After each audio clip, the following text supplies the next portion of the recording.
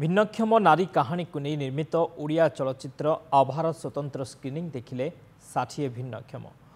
ओम बाबा production द्वारा प्रस्तुत होईछि भिन्न स्वादर ओडिया चलचित्र आभा। जड़े भिन्नक्षम नारीर संघर्षर कहानी को नहीं यह फिल्म भुवनेश्वर जयदेव भवन में स्वतंत्र स्क्रीनिंग होइतिला।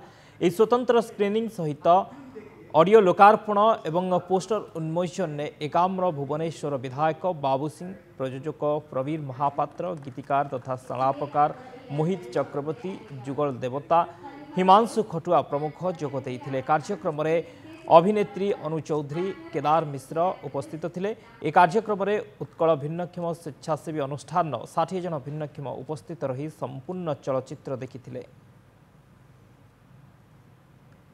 फाइनाली फिल्म करिछि आ बहुत ही कष्ट करिछि फिल्म मु एकुटिया नुह मोर एंटायर टीम मो टेक्नीशियन टू आरंभ करी मो कैमरामैन टू आरंभ करी मो को आर्टिस्ट समस्ते बहुत ही कष्ट करिछु। 42 डिग्री खरा रे आमे कलिकता रु मैक्सिमम 90 डिग्री दूर रे रही करी ए काम करिछु। आ मु आउ कोन कहबी मु तो बहुत ही नर्वस।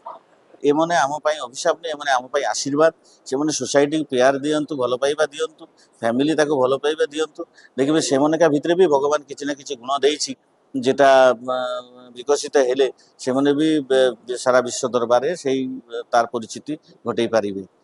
तो से उद्देश्य रे आमे फिल्म करवा एवं आज आम स्पेशल प्रीमियर थिलो जे मैंने आसुले से फीडबैक देखिए मते भल लगुच समस्त बहुत विद्वजन इंडस्ट्री बहुत ज्ञानी गुणी लोक मैंने भी आसुले